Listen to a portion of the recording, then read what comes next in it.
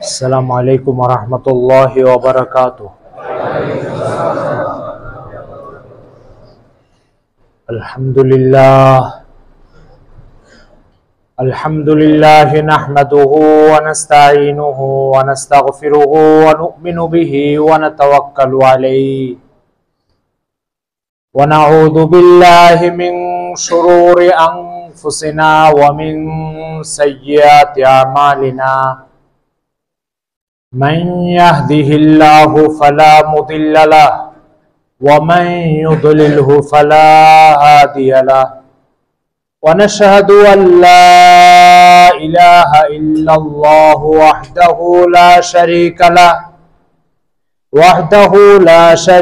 له ونشهد أن سيدنا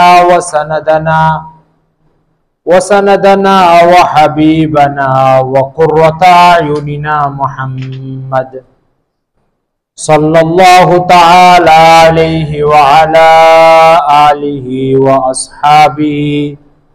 وأصحابه وبارك وسلم تسليما كثيرا.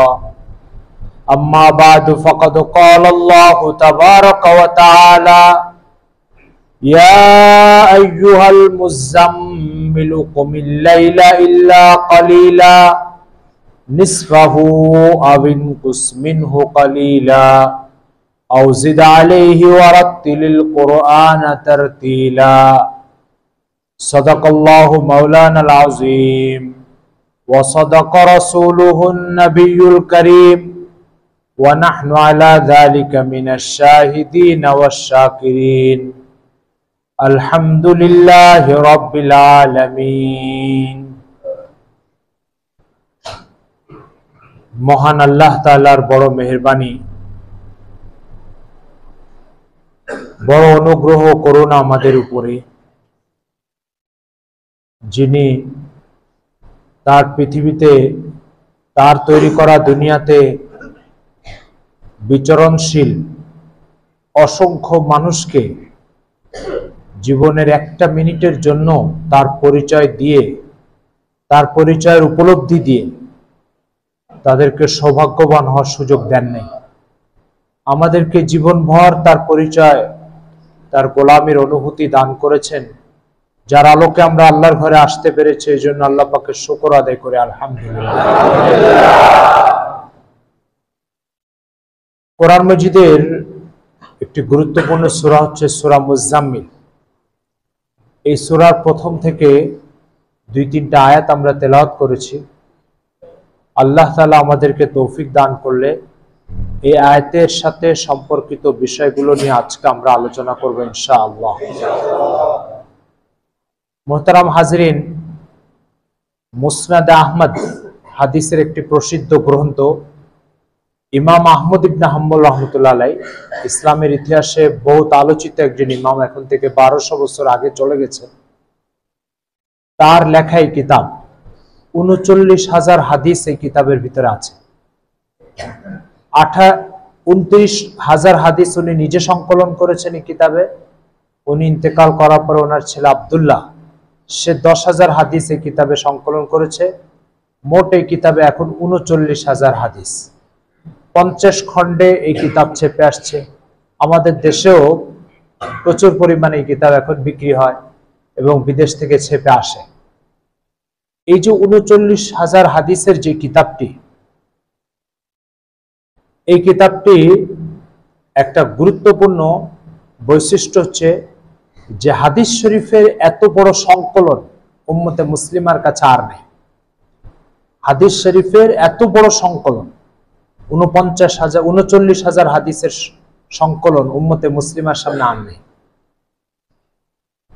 এই কিতাবটাতে হাদিস সংকলন করা হয়েছে আপনার সাহাবায়ে কেরামের নামের ধারাবাহিকতা আলোকে। যেমন প্রথমে হযরত আবু বকর থেকে বর্ণিত হাদিস কি কি, সেগুলো লেখার পর হযরত ওমর থেকে বর্ণিত হাদিস কি কি, সেগুলো শেষ হওয়ার পর হযরত উসমান থেকে বর্ণিত হাদিস কি কি, এভাবে সাহাবীদের ধারাবাহিকতা রক্ষা করে এই কিতাবে হাদিস সংকলন করা হয়েছে। এগুলো ইসলামী লিটারেচারের অপরিহার্য কিছু পরিচয়, যেগুলো মুসলমান মাত্রই জানা থাকা উচিত। আজকে যে বিষয়টা নিয়ে আলোচনা করতে চাচ্ছি সেটা হচ্ছে, এই কিতাবে হযরত আবু সাঈদ খুদরি রাদিয়াল্লাহু তাআলা আনহু থেকে বর্ণিত একটি হাদিস ইমাম আহমদ ইবনে হাম্বল নিয়ে এসেছেন। হাদিসটা হচ্ছে আশ-শিতাউ রাবিউল মুমিন। শীতকাল হচ্ছে মুমিনের জন্য, আল্লাহ রাসূল বলছেন শীতকাল হচ্ছে মুমিনের জন্য বসন্তকাল। সুনানে বাইহাকিতে এই হাদিসটা আরেকটু লম্বা আসছে, তালান লাইলুহু ফাকামাহু ওয়া কাসুরা নাহারুহু ফাসামাহু। অর্থাৎ শীতকাল মুমিনের জন্য বসন্তকাল, আর এই বসন্তকালে রাত্র লম্বা হয়ে যায়, ফলে ইমানদার রাত্রে আল্লাহর সামনে দাঁড়ানোর পর্যাপ্ত টাইম পাবে, ফলে সে যেন দাঁড়িয়ে যায়। আর দিন ছোট হয়ে যায়, ফলে দিন ছোট হয়ে যায়, আর শীত থাকার কারণে পিপাসার চাপ কম থাকে।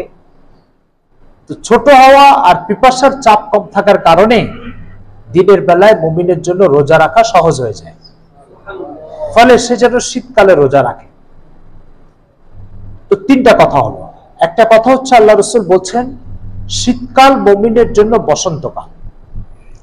2 নম্বর কথা বলছেন শীতকাল রাত লম্বা হয়ে যায়, ফলে সে তাহাজ্জুদ পড়বে, আর দিন ছোট হয়ে যায়, ফলে সে রোজা রাখবে। এই যে তিনটা কথা, এই তিনটা কথার প্রথম কথার বিশ্লেষণে যদি আমরা যাই, শীতকাল মুমিনের জন্য বসন্তকাল, এই কথার অর্থ কি?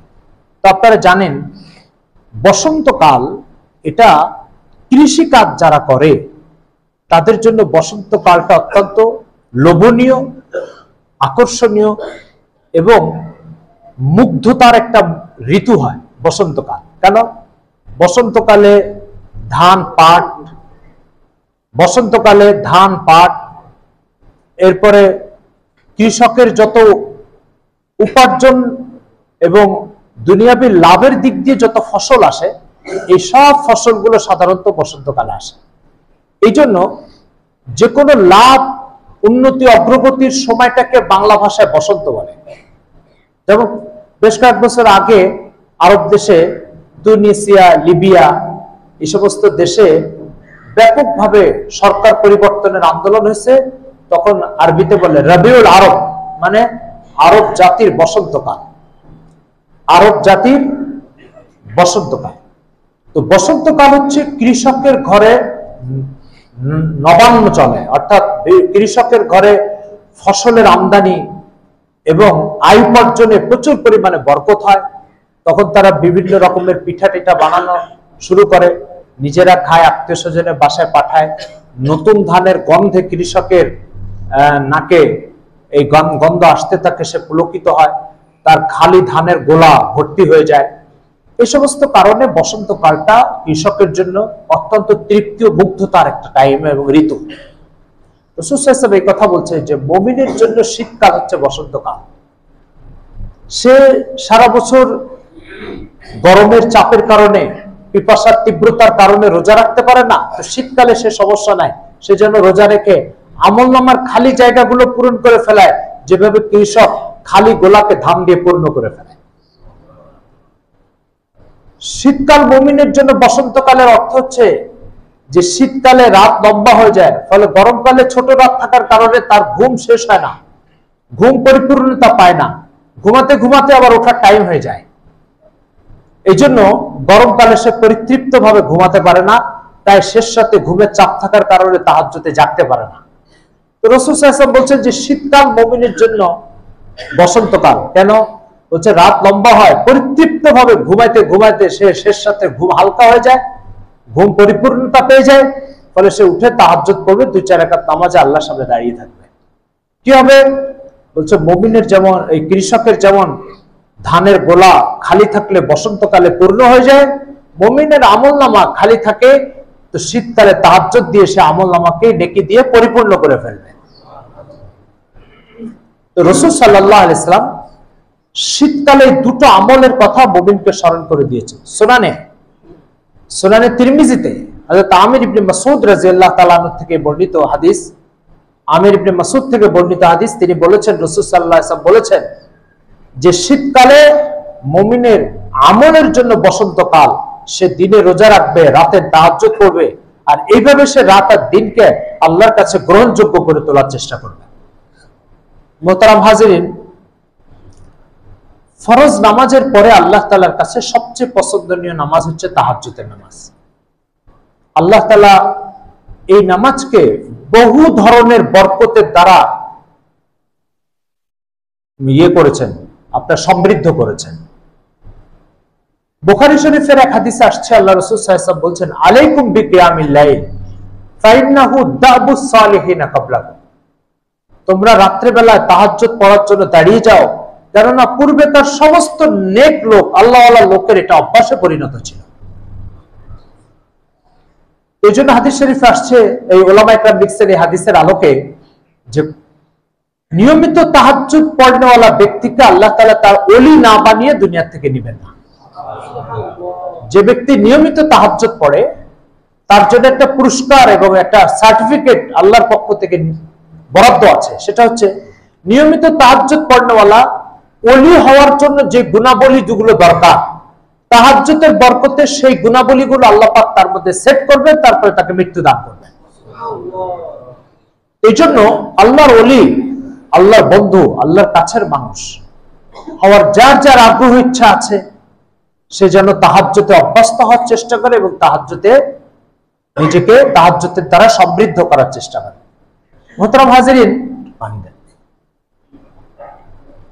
সম্ভবত হাফেজ শামসুদ্দিন যাহাবী রাহমাতুল্লাহ আলাইহি তার কিতাবের ভিতরে লিখছেন,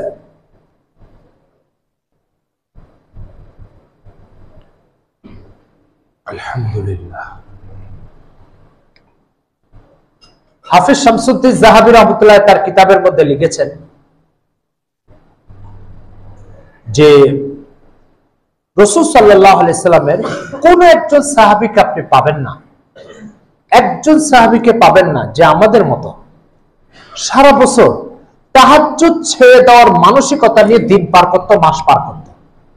অর্থাৎ একদিন দুইদিন তাহাজ্জুদ ছুটে যাওয়া এই ঘটনা তো ঘটেছে, এটা ঘটে না তা বলবো না, এটা ঘটেছে, কিন্তু সারা বছর তাহাজ্জুদ পড়বো না, তাহাজ্জুদের ব্যাপারে একটা উদাসীনতা অন্তরে নিয়ে বছর পার করব, শেষ করব, শুরু করব, এই ধরনের একজন সাহাবী আপনি পাবেন। হযরত মুআবিয়া রাদিয়াল্লাহু তাআলা এর ব্যাপারে বর্ণিত আছে, ওনার একদিন তাহাজ্জুদের নামাজ ছুটে গেল, তো ফজরের পরে প্রচুর কান্নাকাটি করলেন। তো ওনার এক খাতিব ওনাকে জিজ্ঞেস করলেন, হযরত ইসলামের উনি তো রাষ্ট্রপ্রধান ছিলেন, প্রেসিডেন্ট ছিলেন, ইসলামী রাষ্ট্রে কোথাও কোনো দুর্ঘটনা ঘটেছে যে আপনাকে এভাবে কান্নাকাটি করতে হলো? তো বলছে না, কোনো দুর্ঘটনা তো ঘটেনি। তো বলছে আজকে এভাবে কান্নাকাটি করলেন? বলে তার চেয়ে বড় দুর্ঘটনা ঘটে গেছে, সেটা হচ্ছে আমার আজকে তাহাজ্জুদ ছুটে গেছে। তো পরের দিন রাত্রে ঘুমায় আছে, ঘুমটা ভারী হয়েছে, তো শয়তান এসে ওনাকে জাগাই দিয়েছে। তো শয়তান এসে জাগাই দিলে উনি, শয়তানের মানুষের আকৃতি ধারণ করার সুযোগ থাকে বা করে, তো বলছে যে তুমি আমাকে তাহাজ্জুদের জন্য জাগাই দিলে, এর রহস্যটা তো বুঝলাম না, তুমি তার ঘুম পড়াই দিবে আমাকে। তো বলছে দেখেন, কালকে আপনার তাহাজ্জুদ ছুটছে, আপনি ফজরের পরে এইভাবে কান্নাকাটি করছেন, এত মর্যাদা বৃদ্ধি হয়েছে আপনার কাছে, আপনার আল্লাহর কাছে, যে যদি আজকে তাহাজ্জুদ ছুটে যায় আর ওইভাবে কান্নাকাটি করে, তো ওই মর্যাদা তো আজকেও আবার বৃদ্ধি পাবে। এই জন্য আমি চাচ্ছি তাহাজ্জুদ পড়ে অল্প কিছু মর্যাদা পান, বেশি মর্যাদার থেকে বঞ্চিত হন, এই জন্য জাগাই দিয়েছি। তো মোহতারাম হাজিরিন, তাহাজ্জুদ মুমিনের হারানো এক পুঁজি, ইমানদারদের হারানো এক সম্পদ। মুতা একটা যুদ্ধ হয়েছিল রাসূল সাল্লাল্লাহু আলাইহি ওয়াসাল্লামের 8ম হিজরিতে। এই যুদ্ধে 2 লক্ষ খ্রিস্টানের সাথে অল্প কিছু মুসলমান লড়াই করেছে। পরে খ্রিস্টানরা পালিয়ে চলে গেছে, মুসলমান বিজয় হয়েছে। ইসলামের ইতিহাসের বইতে লিখছে, একজন খ্রিস্টান দার্শনিকের মাথায় বুদ্ধি ঢুকলো, যে যুদ্ধ মুসলমানদের সাথে করি সেই যুদ্ধে মুসলমান বিজয়ী হয়, আমরা পরাজিত হই, এটা রহস্য কি? তো সেই রহস্য উদ্ঘাটনের জন্য মুসলিম সেজে কিছুদিন মুসলমানদের যে তাবু এবং সৈন্যদের এলাকা, সেখানে সে কিছুদিন পাইচারি করলো, ঘুরলো। ঘোরার পরে এবার যখন তার মোটামুটি পরিষ্কার হয়ে গেছে যে কেন মুসলমানরা প্রত্যেক যুদ্ধে বিজয়ী হয়। তো সে যে তার কমান্ডারের কাছে ঘোষণা করেছে মুসলমানদের ভিতরে এমন দুটো যোগ্যতা আছে যে যোগ্যতা দুটোর কারণে এই মুসলমানদেরকে কোনোদিন দমিয়ে রাখা যাবে না, আর কোনোদিন তাদের সাথে যুদ্ধে বিজয় হওয়া যাবে না। বলছে কি যোগ্যতা দেখলে তুমি? বলছে যোগ্যতা দেখলাম রুহবানুল লাইল ফুরসানুন নাহার। রুহবানুল লাইল ফুরসানুন নাহারের অর্থ হচ্ছে যে এরা শেষ রাত্রে আল্লাহ ছাড়া আর কাউকে চিনে না। এরা শেষ রাত্রে আল্লাহ ছাড়া আর কাউকে চিনে না, আর দিনের বেলায় ঘোড়ার পিঠ ছাড়া এদের আর কোনো বসার জায়গা নেই। মানে দিনে যুদ্ধ করে রাত্রে সেজদায় পড়ে থাকে, দিনে যুদ্ধ করে রাত্রে সেজদায় পড়ে থাকে। এই দুই যোগ্যতার কোন জাতির ভিতরে যদি থাকে, সেই জাতির সাথে পৃথিবীর কোন শক্তিধর জাতি পরাজিত বিজয়ী হতে পারবে না। এটা ইসলামের ইতিহাসে রয়েছে। আজকের মুসলমানের অবস্থা যদি মন্তব্য করা হয় তাহলে রাত্রে ফেসবুকে রাত শেষ হয়ে যায়, আর দিনের বেলায় কলকারখানা অফিস আদালতে দিন শেষ হয়ে যায়।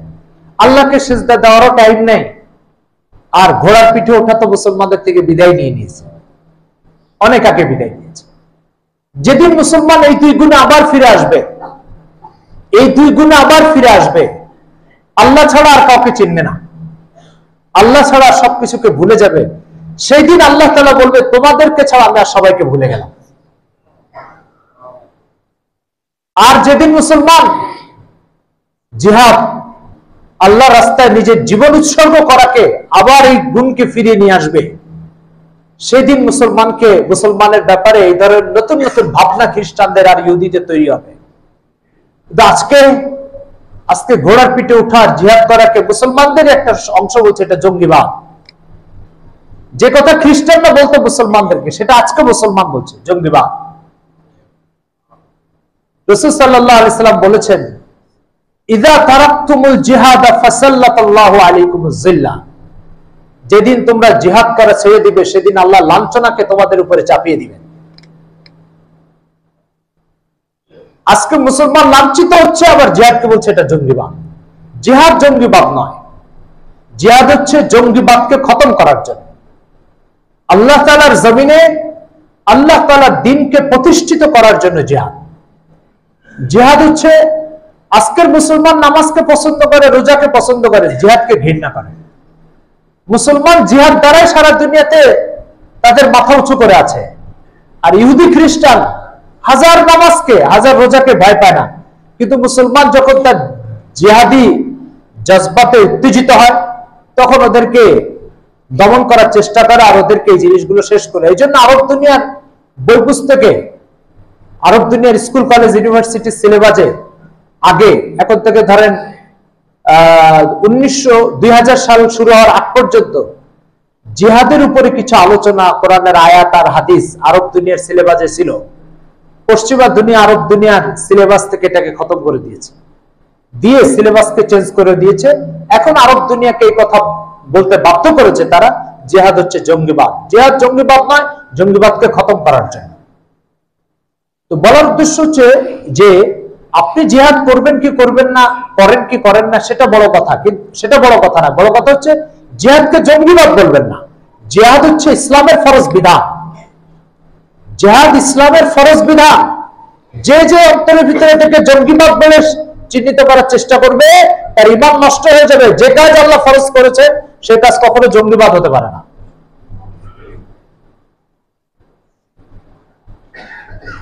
মোহতারাম হাজিরিন, তো বলতেছিলাম যে শেষ রাত্রে আল্লাহকে ছাড়া সবকিছু ভুলে যাওয়া, এটা হচ্ছে মুসলমানদের হারানো একটা পুঁজি। জুনায়েদ বাগদাদী রাহমাতুল্লাহ আলাইহি, ইসলামের ইতিহাসে এক আলোচিত বুজুর্গ, আপনারা নাম শুনেছেন। জুনায়েদ বাগদাদী রাহমাতুল্লাহ আলাইহির ব্যাপারে একজন ঐতিহাসিক লিখেছেন, যিনি ইন্তেকালের পরে একজন রাত্রে ওনাকে স্বপ্ন দেখলাম। দেখার পরে জিজ্ঞাসা করছে, আল্লাহ তাআলা আপনার সাথে কি আচরণ করেছে? তো উনি জবাব দিচ্ছেন স্বপ্নের মধ্যে, কত ওয়াজ করেছি, নসিহত করেছি, কত দৌড়ঝাঁপ করেছি, বলে এগুলো সব এখানে এসে দেখি বেকার হয়ে গেছে, নষ্ট হয়ে গেছে, কোনোটা কাজে আসে না। কিন্তু একটা জিনিস এখানে এসে দেখি কাজে আসছে। বললো কি সেটা? বললো শেষ রাত্রে 2 রাকাত নামাজ পড়েছি, এখানে এসে দেখি ওটাই শুধু কাজে এসেছে। শুধু ওটাই কাজে এসেছে, আর কোনোটা কাজে আসে না। এখানে রাসূলুল্লাহ সাল্লাল্লাহু আলাইহি ওয়াসাল্লামকে আল্লাহ তাআলা বলেন, ফাতাহাজ্জাত বিহি নাফিলাতাল লাক আসা আইয়াবাসাকা রাব্বুকা মাকামান মাহমুদা। হে রাসূল, আপনি শেষ রাতে তাহাজ্জুদ পড়ুন। আল্লাহ তাআলা বলছেন, হে রাসূল, আপনি শেষ রাতে তাহাজ্জুদ পড়ুন।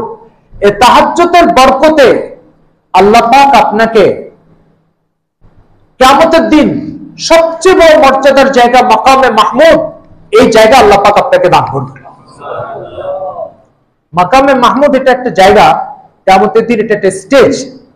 এই স্টেজটা হাদিস শরীফে আসছে, আল্লাহ রাসূল বলেছেন কিয়ামতের দিন কবর থেকে উঠানোর পরে ন্যূনতম 50,000 বছর বিচারের অপেক্ষায় সূর্যের নিচে জমিনের উপর দাঁড়িয়ে থাকতে হবে। হাদিস শরীফে আছে 50,000 বছর কবরের থেকে সর্বশেষ যে ব্যক্তি উঠবে, সেই ব্যক্তিও 50,000 বছর সূর্যের নিচে এইভাবে জমিনের উপরে দাঁড়িয়ে থাকবে, উলম্ব অবস্থায়, খতনা ছাড়া অবস্থা।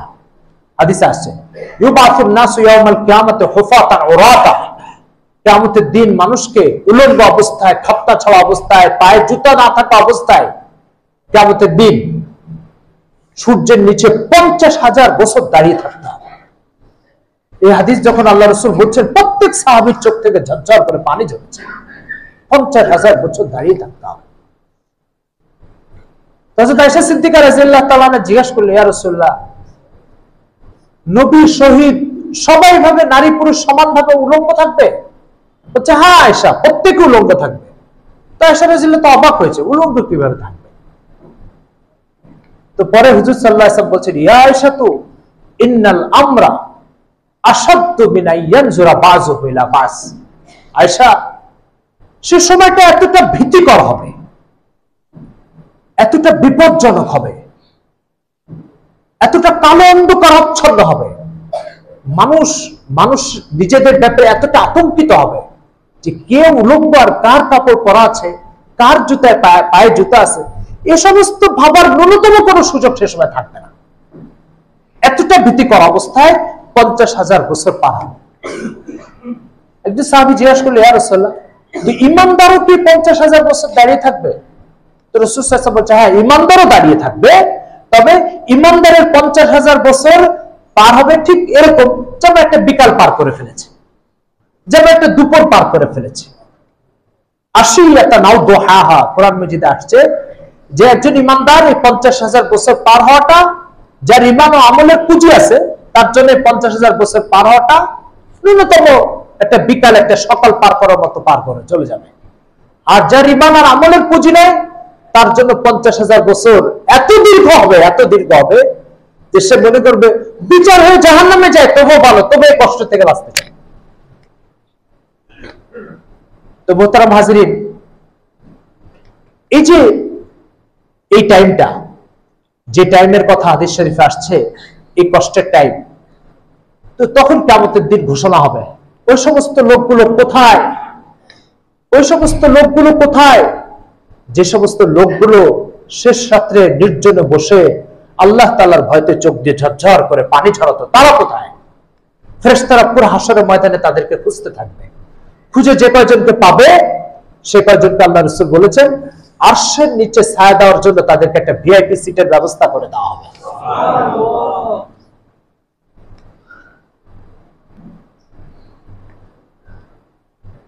তো রাসূল সাল্লাল্লাহু আলাইহি ওয়াসাল্লামকে মাকামে মাহমুদ দান করা হবে। তো ওই হাশরের দিন সব লোক পরেশান হয়ে, অস্থির হয়ে বিচারের জন্য এক একজন নবীর কাছে যাবে, যে বলবে, আদম, তোমাকে তো আল্লাহ নবী হিসেবে সৃষ্টি করেছে, দ্রুত এই বিচারটা শেষ করার জন্য আল্লাহর কাছে একটু বলে দরখাস্ত করে বিচারটা সম্পন্ন করো। পুরো হাশরবাসীর পক্ষ থেকে আদম আলাইহিস সালামকে প্রস্তাব দেওয়া হবে। আদম আলাইহিস সালাম বলবেন, আমি নিষিদ্ধ ফল খেয়েছিলাম, এই জন্য আমি আজকে এই সুপারিশের অযোগ্য। এই সুপারিশ করার জন্য একমাত্র নিট অ্যান্ড ক্লিন ব্যক্তি যে সে পারবে, আপনি তো পারবেন না। তোমরা অন্য কারো কাছে যাও। আরেকজন নবীর কাছে যাবে, সে অপারগতা প্রকাশ করবে। আরেকজন নবীর কাছে যাবে, এবং অসংখ্য নবীর কাছে যাবে। শেষমেশ সবাই সিদ্ধান্ত নেবে, চলো আমরা নবী মুহাম্মদ সাল্লাল্লাহু আলাইহি ওয়াসাল্লামের কাছে যাই।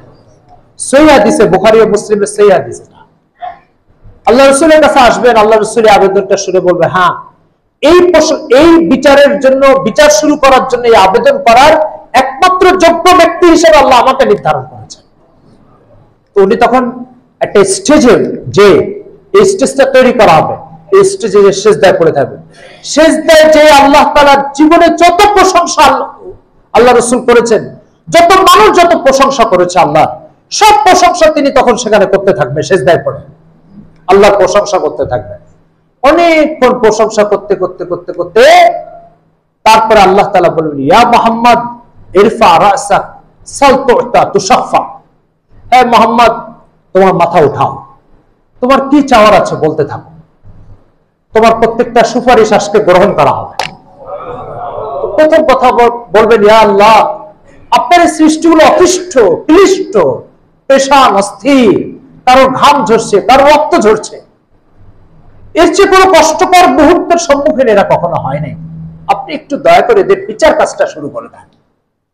এই কথা বলার পরে তারপরে প্রত্যেকের বিচারে কার্য শুরু হবে।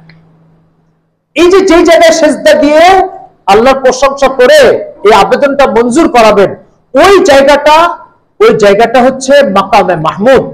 এই মাকামে মাহমুদ মানে হচ্ছে, মাকাম মানে স্থান, মাহমুদ মানে প্রশংসা, প্রশংসার স্থান এটা। তো প্রশংসার স্থানে তিনি সেজদা দিবেন। আল্লাহ তাআলা এই কথা বলছেন যে সেদিন সারা পৃথিবীর মানুষের পক্ষ থেকে, আদম আলাইহিস সালাম থেকে নিয়ে কিয়ামত পর্যন্ত যত সৃষ্টি দুনিয়াতে আসবে, প্রত্যেক সৃষ্টিকে ওই পেরেশানির থেকে বাঁচানোর জন্য একমাত্র প্রতিনিধিত্বের ভূমিকা পালন করবে মুহাম্মদ সাল্লাল্লাহু আলাইহি ওয়াসাল্লাম। এই জন্য তাকে বলা হয়েছে সাইয়্যিদু বুলদে আদম। পুরো আদম সর্দারের, আদম সন্তানের, আদম আলাইহিস সালামের যত সন্তান আছে সমস্ত সন্তানের একমাত্র সর্দার ও নেতা মুহাম্মদ সাল্লাল্লাহু আলাইহি ওয়াসাল্লাম। সেদিন তিনি সেজদা দিয়ে আল্লাহ তাআলার কাছে মঞ্জুর করাবেন। তো ওই যে সেজদা দিয়ে গোপনে আল্লাহর কাছে এই দরখাস্তটা করবেন, সেজদা দিয়ে আল্লাহ তাআলা প্রশংসা করবেন, এই জায়গাটাকে বলে মাকামে মাহমুদ। আল্লাহ তাআলা বলছেন, মুহাম্মদ, আপনি শেষ রাত্রে গোপনে নীরবে সবাই যখন ঘুমিয়ে থাকে তখন আপনি তাহাজ্জুদ পড়ুন। এই তাহাজ্জুদের কারণে আল্লাহ তাআলা মাকামে মাহমুদের মর্যাদা আপনাকে দান করবেন। তো মুফাসসিরিন ইকরাম এই আয়াতের তাফসীরে লিখছেন যে তাহাজ্জুদ যেমন নীরবে পড়তে হয়, তাহাজ্জুদ যখন গোপনে পড়তে হয়, তাহাজ্জুদ যেমন সবাই ঘুমিয়ে থাকে সেই টাইমে আল্লাহ তাআলার সাথে প্রেম নিবেদন করতে হয়, তো ঠিক সেইভাবে মাকামে মাহমুদে সবাই পেরেশান, সবাই যাকে নিয়ে নিজেকে নিয়ে অস্থির, সবার বিচার কার্য হচ্ছে না কেন এটা নিয়ে দৌড়াদৌড়ির উপরে আছে, তখন মুহাম্মদ সাল্লাল্লাহু আলাইহি সাল্লাম আল্লাহ তাআলার সাথে একান্ত কথা বলার সৌভাগ্য অর্জন করবেন। সেই সৌভাগ্যটা আপনাকে আল্লাহ পাক দান করবেন মাকামে তাহাজ্জুদের বরকতে। এই কথা আল্লাহ তাআলা বলেন, ফাতাহাজ্জাদ, পানি দেন, আপনি তাহাজ্জুদ পড়ুন, আসা রব্বুকা, আপনার রব আপনাকে দান করবেন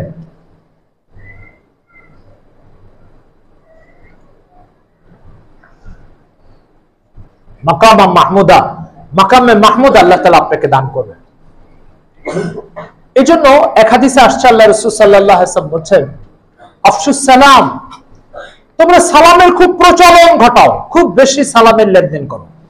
এক গাছের একটা গাছ দাঁড়ায় রয়েছে, এই পাশে একজনের সাথে দেখা হলো, এই পাশে একবার সালাম দাও, আবার ঘুরে যাও, ওই পাশে দেখা হয়েছে, ওই পাশে আরেকবার সালাম দাও। আফশুস সালাম, আতইমুত তাআম, ক্ষুধার্ত মানুষকে খানা খাও, ক্ষুধার্ত মানুষকে খানা খাও, মেহমানদারি করো। একজন সাহাবী এসে আল্লাহর রাসূলকে জিজ্ঞাসা করছে, আইয়ুত তাআমি আফজাল ইয়া রাসূলুল্লাহ, আইয়ুত তাআম আইয়ুল আমালি আফজাল, আল্লাহর কাছে সর্বোত্তম আমল কোনটা? তো হুজুর বলছেন, ইতআমুল জায়', ক্ষুধার্ত মানুষকে খানা খাওয়ানো আল্লাহর কাছে সবচেয়ে বেশি পছন্দনীয় আমল। সাল্লু বিল-লাইল ওয়ান নাসু নিয়াম, আল্লাহ রাসূল বলছেন যখন সব লোক ঘুমিয়ে থাকে তখন তুমি নামাজে দাঁড়িয়ে যাও, আল্লাহর কাছে সবচেয়ে পছন্দ। সব লোক ঘুমিয়ে থাকবে তখন নামাজে দাঁড়ানো কথা কেন বলছে? আসলে তাহাজ্জুদ নামাজের একটা ফিলোসফি হচ্ছে, এটা আল্লাহ তাআলার সাথে প্রেম নিবেদনের টাইম। কিসের টাইম? হ্যাঁ, প্রেম নিবেদনের টাইম। আপনারা দেখবেন কোন যুবক যুবতী যখন প্রেমে লিপ্ত হয়ে যায় তখন তারা লোকালয়কে পছন্দ করে না, এটা নির্জনতাকে চায়। কখনো পার্কে চলে যায়, ঠিক আছে, কখনো কোনো রেস্টুরেন্টে আবদ্ধ ঘরের মধ্যে চলে যায়। তো প্রেম নিবেদনটা লোকালয় হয় না, প্রেম নিবেদনটা হয় নীরবে, নিস্তব্ধ জায়গায়, গোপন জায়গায়। তো আল্লাহ তাআলা এই কথা বলছে, আল্লাহ রাসূল এই কথা বলছে, সব লোক যখন ঘুমিয়ে থাকবে তখন তুমি তোমার মালিকের সাথে প্রেম নিবেদনের জন্য দাঁড়িয়ে যাও। এই জন্য এক হাদিসে আসছে বুখারী শরীফে, রাসূল সাল্লাল্লাহু আলাইহি ওয়াসাল্লাম যখন নবুয়ত প্রাপ্ত হয়েছেন 40 বছর বয়সে, তো এর কিছুদিন আগ থেকে, 1-2 বছর আগ থেকে রাসূল সাল্লাল্লাহু আলাইহি ওয়াসাল্লামের কাছে যখন ওহী আসার টাইম হলো, নবুয়ত আসবে, তখন উনি মক্কার লোকালয়কে খুব বিরক্ত মনে করতেন। মক্কার লোকালয় থেকে বেরিয়ে যেতেন, তালাশ করে করে একটা নির্জন জায়গা বের করেছেন, সেটা হচ্ছে হেরা গুহা। মক্কা থেকে 2-2.5 কিলোমিটার দূর। সেই হেরা গুহার উপরে পাহাড়ে, গুহার ভিতরে যে নীরব নিস্তব্ধ জায়গায় যে আল্লাহ তাআলার সাথে প্রেম নিবেদন করতেন এবং ধ্যানে মগ্ন হতেন। এই জন্য আপনার কাছে তাহাজ্জুদ একটা প্রিয় আমল বলে কখন গণ্য হবে জানেন? তাহাজ্জুদ আপনার কাছে প্রিয় আমল বলে গণ্য হবে যখন আপনি দিলের একটা প্রেমের ঝোঁক অনুভব করবেন মহান আল্লাহ তাআলার দিকে। তখন আপনি কোন ঘুম আর কম্বলের উষ্ণতা আপনাকে আটকে রাখতে পারবে না। আয়েশা সিদ্দিকা রাদিয়াল্লাহু তাআলা হাদিস বুখারী শরীফ আসছে, আপনারা পড়ে দেখেন। রাসূল সাল্লাল্লাহু আলাইহি ওয়াসাল্লাম রাত্রি বেলায় আমার সাথে শুয়ে থাকতেন, জড়িয়ে ধরে ওনার উষ্ণতা অর্জন করতেন। এক সময় শেষ রাত্রে মাঝরাত পার হয়ে যেত, তা আয়েশাকে বলতেন, দাইনি আয়েশা, দাইনি আয়েশা, আয়েশা আমাকে ছাড়ো, আমাকে ছাড়ো, আমাকে ছাড়ো। তা আমি বলতাম, ইয়া রাসূলুল্লাহ কোথায় যাবেন? উনাজি রব্বি, উনাজি রব্বি, আমি আমার মালিকের সাথে প্রেম নিবেদন করব। উনাজি রব্বি, আয়েশা আমাকে ছাড়ো, আয়েশা আমাকে ছাড়ো, আমি আমার মালিকের সাথে প্রেম নিবেদন করব। তো আয়েশা রাদিয়াল্লাহু তাআলা বর্ণনা আসছে হাদিসে যে আবু সালামা আব্দুর রহমান ইবনে আউফ রাদিয়াল্লাহু তাআলার ছেলে, আয়েশা রাদিয়াল্লাহু তাআলা খুব কাছের শাগিদ, লম্বা টাইম ওনার কাছ থেকে হাদিস শিখেছেন। সে বলছে যে তারপর আপনি কি দেখতেন? বলছে তারপরে দেখতাম সেই তীব্র শীতের মধ্যে ঠান্ডা পানি দিয়ে ওযু করতেন, ওযু করার পরে চলে যেতেন মসজিদে নববীতে। মসজিদে নববী আর রুম তো পাশাপাশি। মসজিদে নববীতে যেতেন, যে লম্বা সেজদা দিতেন, আমি কখনো উঠে যে পিছনে বসে থাকতাম, মনে করতাম নামাজ শেষ হলে আবার কম্বলের নিচে নিয়ে যাব। তো পিছনে বসে থেকে দেখতাম যে বেলালের আজান শেষ শুরু হওয়ার আগ পর্যন্ত তিনি আর সেজদা থেকে উঠতেন না। কখনো বলছেন আবু সালামা জানো, আমার মনে হতো যে তিনি মনে হয় সেজদায় ইন্তেকাল করে গেছেন, মৃত্যুবরণ করেছেন। এইভাবে হারিয়ে যেতেন তিনি আল্লাহর প্রেমের মধ্যে। মুহতারাম হাজিরিন, এটা হচ্ছে আল্লাহ তাআলার প্রতি সত্যি এরকম একটা নমুনা আছে আমাদের সামনে। এই নমুনাটা যে অর্জন করতে পারবে, হাদিস শরীফে আসছে যে উলামায়ে কেরাম লিখছেন যে মাল্লাহুল মাওলা ফালাহুল কুল, আল্লাহ যার হয়ে যাবে তার সব হয়ে যায়, আর যার আল্লাহ হয়নি তার কিছু হয়নি, কিছু হয়নি। এই জন্য তাহাজ্জুদের এটা আমরা আমাদের জীবনে আনার চেষ্টা করি। একটা চমৎকার তৃপ্তির নামাজ, তৃপ্তির মুহূর্ত, তৃপ্তির সময়টা। যারা এই মজাটা পেয়েছে, কোন কম্বলের উষ্ণতা আর কোন ঘুমের গভীরতা তাকে আটকে রাখতে পারবে না, বিলকুল আটকে রাখতে পারবে। ইমাম ইবনে আবি দুনিয়া, ইসলামের ইতিহাসে এক আলোচিত ইমাম অতিবাহিত হয়েছে, ওনার একটা কিতাব আছে কিয়ামুল লাইল, তাহাজ্জুদের উপর একটা কিতাব আছে।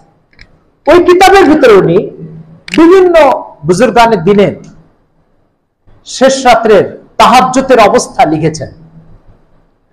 তো সেখানে কোন কোন বুজুর্গের কথা এরকম লিখেছেন যে ইসলামের ইতিহাসে কোন বুজুর্গ এরকম অতিবাহিত হয়েছে যে তাহাজ্জুদের নামাজ শেষ করার পরে চোখের পানির কারণে তাদের জায়নামাজ চিপে পানি বের করারও দরকার হতো, জায়নামাজ চিপে পানি বের করার দরকার হতো শেষ রাত্রে তাহাজ্জুদের পরে, এত চোখের পানি তাহাজ্জুদে ঝরাতেন। ইমাম ইবনে আবি দুনিয়া এটা লিখেছেন। এক হাদিসে আসছে রাসূল সাল্লাল্লাহু আলাইহি ওয়াসাল্লাম বলেছেন, লাউলা শুক্কা আলা উম্মতি লা আমারতুহুম বিকিয়ামিল লাইল, আমি চাই আমার সব উম্মত তাহাজ্জুদ পড়ুক, আমি এটা উম্মতের উপরে ফরজও করে দিতে চাই, কিন্তু কষ্ট হয়ে যাবে এই জন্য আর ফরজ করে দিচ্ছি না, কিন্তু আমার মনে চায় যে আমার উম্মত শেষ রাতে তাহাজ্জুদ পড়ুক, এটা আমি চাই। আপনার অফিসের বস যদি আপনাকে এই কথা বলে, আমি তোমার উপরে এই কাজটা অপরিহার্য করে দিচ্ছি না, তবে আমি চাই তুমি এই কাজটা করো, আপনি তার সন্তুষ্টির জন্য এই কাজটা করবেন কি করবেন না বলেন? রাসূল সাল্লাল্লাহু আলাইহি ওয়াসাল্লাম কি আমাদের অফিসের বসের চেয়ে বড় না ছোট? কত বড়? তাহলে রাসূল সাল্লাল্লাহু আলাইহি ওয়াসাল্লাম আমাদের থেকে এটা চাচ্ছেন, আমার উম্মতের কাছে আমি এটা চাই সে যেন তাহাজ্জুদ পড়ে। কি পরিমাণ লাভের জিনিস আর কি পরিমাণ আল্লাহ তাআলার পছন্দনীয় জিনিস হলে তখন রাসূল সাল্লাল্লাহু আলাইহি ওয়াসাল্লাম উম্মতের উপর এটা ফরজ করে দিতে চাইবেন, শুধু কষ্টের কারণে দিতে যাচ্ছেন না। এই জন্য মুহতারাম হাজিরিন, শীতের রাত অন্তত গরমকালের চেয়ে 2 ঘন্টা রাত বেড়ে যায়, 2 ঘন্টা রাত বেড়ে যায়। এই জন্য সেই শীতকাল আসা শুরু হয়ে গেছে। গরমকালে তাহাজ্জুদের টাইম শেষ হয় 3:30টায়, শেষ হয়ে যায় তাহাজ্জুদের টাইম। আর এখন তাহাজ্জুদের টাইম শেষ হচ্ছে 5টায়। কয়টায়? তাহলে 1.5 ঘন্টা পরে তাহাজ্জুদের টাইম শেষ হচ্ছে। তো 1.5 ঘন্টার ভিতরে আপনি 1 ঘন্টা ঘুমান, আধা ঘন্টা টাইমটা আপনি আল্লাহকে দেন। কি দেওয়া যাবে না আধা ঘন্টা ভাই? আধা ঘন্টা টাইম নিয়মিত তাহাজ্জুদ পড়ে দেখেন, ও আল্লাহ, আল্লাহ তাআলার সাথে এমন একটা মহব্বত তৈরি হবে, এমন একটা দৃঢ় সম্পর্ক তৈরি হবে, আপনি নিজে অনুভব করবেন আল্লাহ তাআলার নাম আপনার দিলের ভিতরে অটো সিস্টেম আসা শুরু হয়ে গেছে।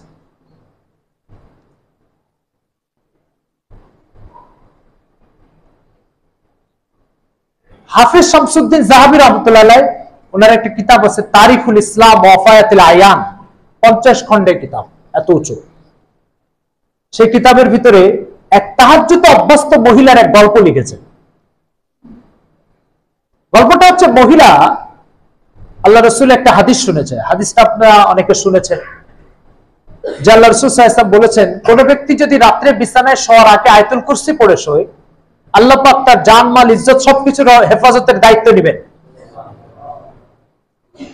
তো হযরত আবু হুরায়রা রাদিয়াল্লাহু তাআলা আনহুকে একবার আল্লাহ রাসূল সাল্লাল্লাহু আলাইহি ওয়াসাল্লাম গনিমতের মাল আর যাকাতের মাল পাহারাদারি দায়িত্ব দিয়েছেন। তো উনি পাহারাদারি করছেন, একটা শয়তান মানুষের আকৃতি ধারণ করে এসে মাল চুরি করতে গেছে।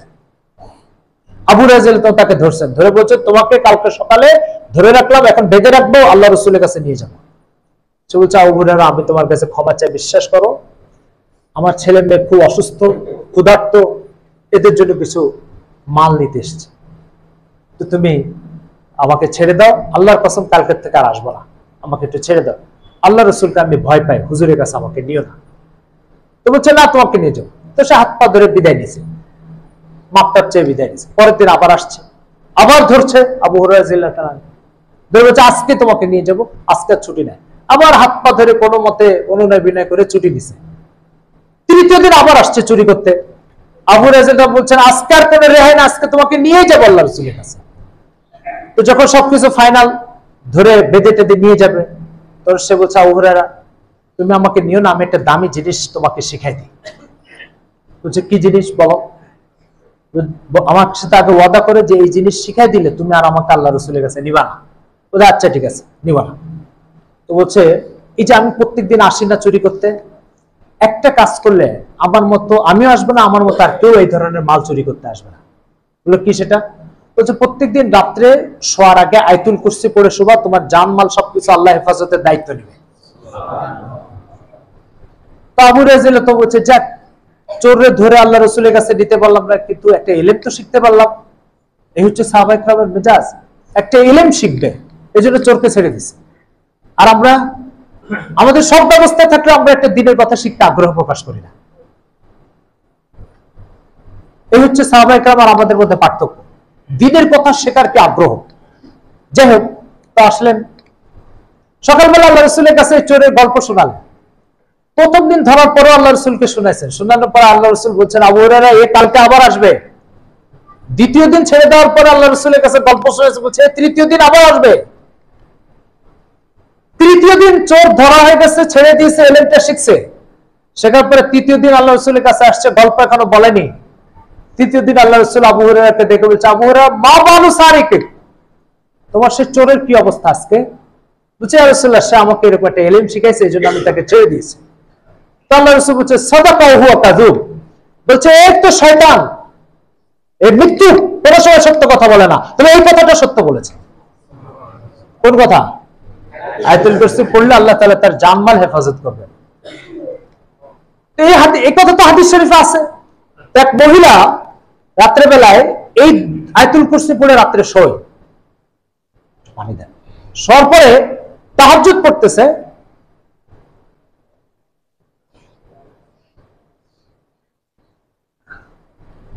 আলহামদুলিল্লাহ, তাহাজ্জুদ পড়তেছে, তাহাজ্জুদ পড়া শেষ, এবার দোয়া করবে।